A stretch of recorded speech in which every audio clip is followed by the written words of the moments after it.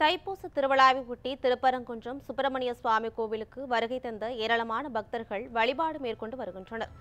இதுகுறித்த கூடுதல் விவரங்களை செய்தியாளர் மதன் வழங்க கேட்கலாம். மதன், திருப்பரங்குன்றம் முருகன் கோவிலில் திரளான பக்தர்கள் குவிந்துள்ளனர். இது குறித்த முழுமையான விவரங்கள் என்ன பதிவு பண்ணுங்க? நிச்சயமாக தைப்பூசத்தை முன்னிட்டு திருப்பரங்குன்றம் அருள்மிகு சுப்பிரமணிய சுவாமி சுப்பிரமணிய சுவாமிக்கான திருக்கோவிலுக்கு குவிந்து வரும் பல்லாயிரக்கணக்கான பக்தர்கள் அந்த காட்சியை தான் பார்த்துக் கொண்டிருக்கிறோம்.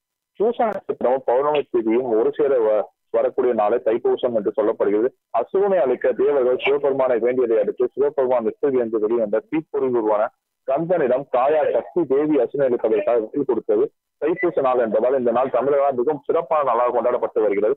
சிவபெருமான் ஆலயங்களில் முருகப்பெருமான் ஆலயங்களிலும் ஏராளமான பக்தர்கள் சென்று சுவாமி தரிசனம் செய்வது வழக்கம். இந்த நிலையில் தமிழகம் மட்டுமல்லாது சிங்கப்பூர், மலேசியா என உலகெங்கிலும் உள்ள முருகன் கோயிலில் தைப்பூச திருவிழா வெகு விமர்சையாக நடைபெற்று வருகிறது. இந்த நாளில் முருகன் கையில் உள்ள வேலுக்கு சிறப்பு அபிஷேகம் செய்யப்படும் வழக்கம். தைப்பூச திருநாளில் பழனியில் தான் வெகு விமர்சையாக கொண்டாடப்படும் என்றாலும் முருகன் அறுப்படை வீடுகளிலும் தைப்பூச திருநாள் வெகு விமர்சையாக கொண்டாடப்படும். அதன் ஒரு பகுதியாக அறுப்படை வீடுகளும் வேறுபடை வீடான அருள்மிகு திருப்பரங்குன்றம் சுப்பிரமணிய சுவாமி திருக்கோவில் இன்று அதிகாலை முதலே பக்தர்கள் கூட்டம் நிரம்பி வழிந்து வருகிறது. மதுரை, திருமங்கலம், முஸ்லாம்பட்டி, சோழவந்தான், மேலூர் மட்டுமின்றி சிவகங்கை, ராமநாதபுரம், விருதுநகர் மாவட்டம் ஆகிய மாவட்டங்களில் இருந்து பல்லாயிரக்கணக்கான பக்தர்கள் பாத யாத்திரையாக வந்து முருகனை தரிசனம் செய்து வருகின்றனர். கூட்ட நெரிசலை தரிப்பதற்காக கட்டண தரிசனம் வருவர்களை கோவிலுக்கு இடதுபுறமாகவும், இலவச தரிசனம் வருவர்களை கோவிலுக்கு வலதுபுறமாகவும் கிரிவல பாதை நெடுக பல்லாயிரக்கணக்கான பக்தர்கள் வரிசையில் காத்திருந்து அமைதி தரிசனம் மேற்கொண்டு வருகின்றனர். மேலும் எவ்வித அசம்பாவிதம் ஏற்படாமல் இருப்பதற்காக 100க்கும் மேற்பட்ட சிசிடிவி காட்சிகள் மூலம் காவல்துறையினர் கண்காணிப்பு பணிகளில் ஈடுபட்டுள்ளனர். கூடுதல் பாதுகாப்பிற்காக 150க்கும் மேற்பட்ட காவல்துறையினர் தற்போது